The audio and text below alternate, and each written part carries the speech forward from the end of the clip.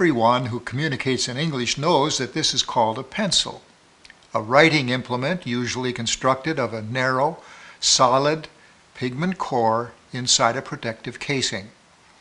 So we call any object a pencil if, and only if, it meets these criteria: writing implement, narrow solid pigment core, protective casing. This object is also a writing implement, and it has an outer protective casing. But its narrow pigment core is liquid, not solid, so we can't call it a pencil by our definition. This is basic information, I know, but there's more to this matter, so please bear with me. All words, but especially nouns, are symbolic labels that we attach to everything around us and within us. Every object, every process, every idea, every event that we see, hear, smell, taste, or touch, every thought or idea that we think about, every emotion we feel has a symbolic label.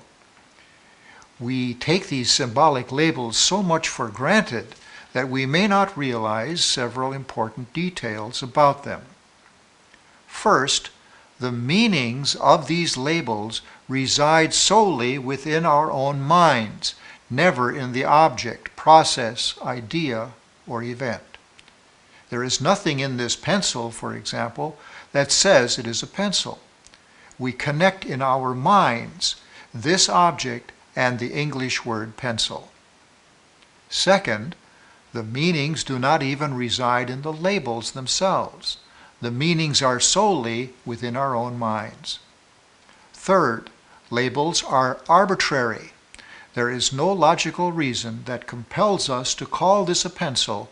After all, we could call it something else. Fourth, our agreement about labels is essential. This is a pencil because we agree to call it a pencil. If we were to call this object, say, a flabbercrum, and you were to call it, a Kripcud, communication between us on this topic would be difficult at best, maybe impossible. To illustrate, I might ask you to hand me that flabbercrum, please, and you might respond, huh? The yellow thing on the table, would you hand it to me, please? Oh, you might reply, the Kripcud, why didn't you say so? What's a flabbercrum anyway? So we need to agree on the many thousands of labels we use if we are to communicate with one another. We will apply this background information to a specific case in a moment. But let's take this flabbercrum thing just a bit farther. Now, if I were to insist that this is not a pencil, it's a flabbercrum, how might you respond? Well, I believe you might be right to question my intelligence or point out that we who communicate in English have agreed for centuries to call this a pencil. Everybody agrees on that. Therefore, it's a pencil. You might add that I am misinformed, even misguided, if I insist that others must call it a flabbercrum. And you might also question my sanity. You might ask yourself, what person in his right mind would call this a flabbercrum? If this guy does this with one more word, I'm calling 911. Finally, you might question my morality by observing that I am lying to you or trying to manipulate you because you and everyone else in the English-speaking world have agreed that this is a pencil. I would be the only person in the whole world who calls a pencil a flabbercrum. Now, with that background information in mind, let's look at a short clip from a popular cable show. You will see a well-known commentator make claims that you and I might agree are ill-informed, crazy, and immoral. Watch this. Also, you heard an atheist on this program last night say the federal holiday of Christmas imposes religion on him. What religion would that be? He says Christianity. But Christianity is not an organized religion, a church that can be imposed. There are many different churches that promote the Christian philosophy in many different ways.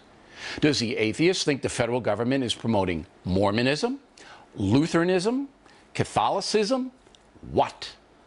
After that interview, the crazy website people emerge, screaming that I'm wrong, Christianity is indeed a religion. These people are so stupid, it's painful. Christianity is a philosophy. You don't have to believe Jesus is God in order to admire his view on life. Millions of Muslims admire Jesus as a prophet.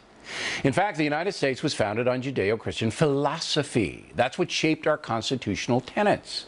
Again, if you are stone cold dumb and don't understand the difference between an organized church and a philosophy, I cannot help you. That TV guy usually makes fair and balanced observations, but in this case, he's trying to change long-standing definitions. We will analyze where he goes wrong when he claims that Christianity is not a religion but a philosophy.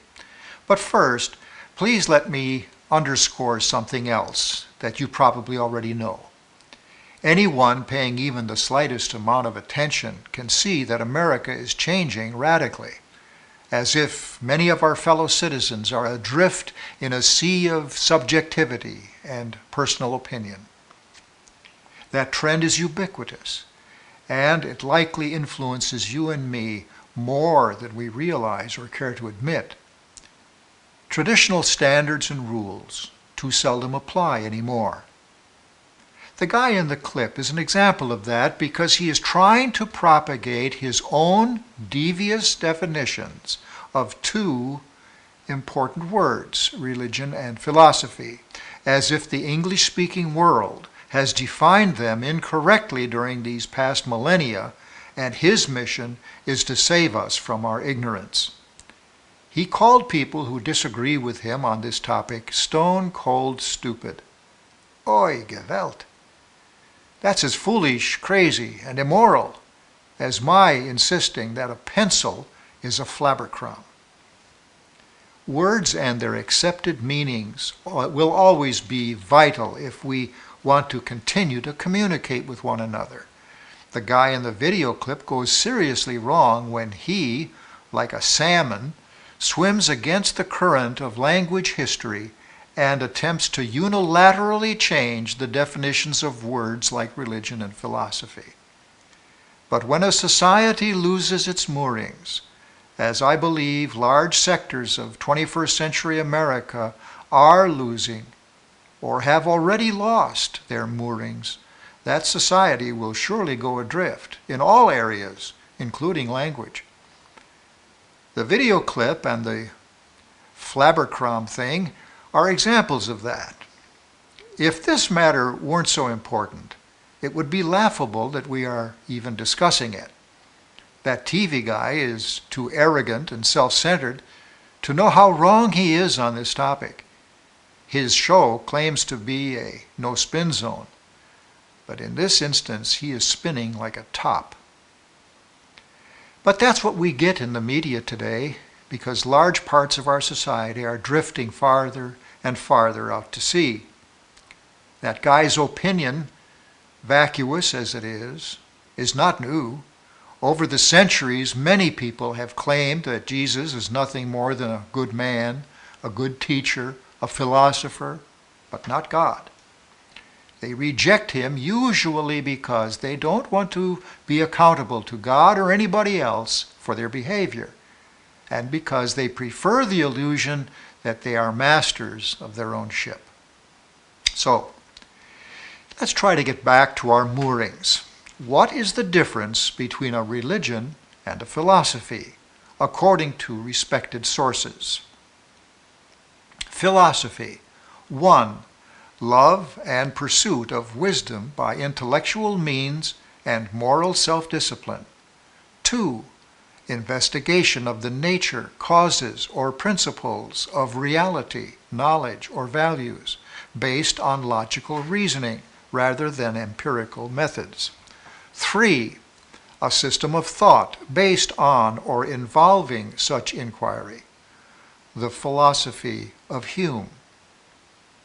That source has 5 more definitions of the word philosophy, none of which refers to a deity or a supernatural power. So if Christianity has a deity, which it certainly does, then Christianity cannot be a philosophy. It must be something else.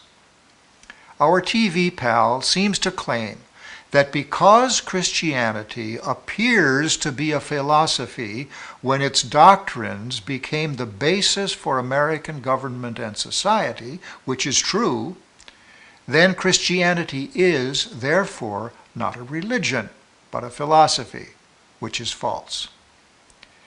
That's like saying that since a ballpoint pen has some characteristics in common with a pencil, then a ballpoint pen is a pencil.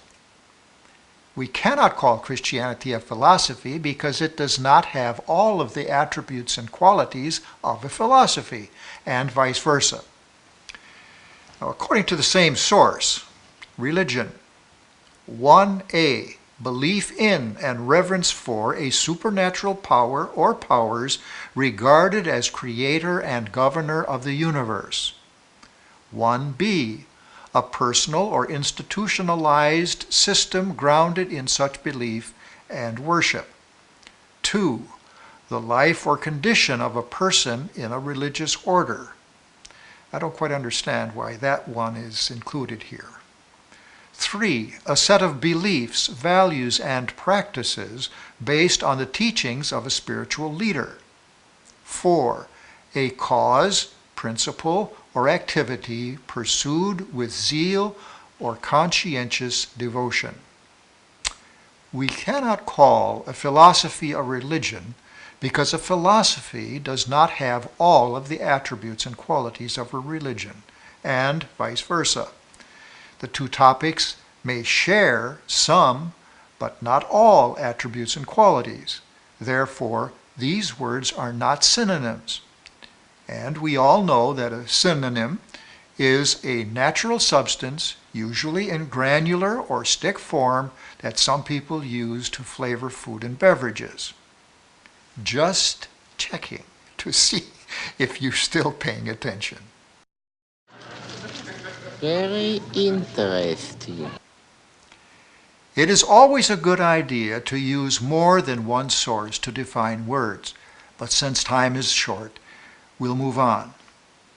Google the word Christianity, and the search results will probably include these definitions. Christianity, a monotheistic and Abrahamic religion. Christianity, a religion. Christianity, one of the world's major monotheistic religions.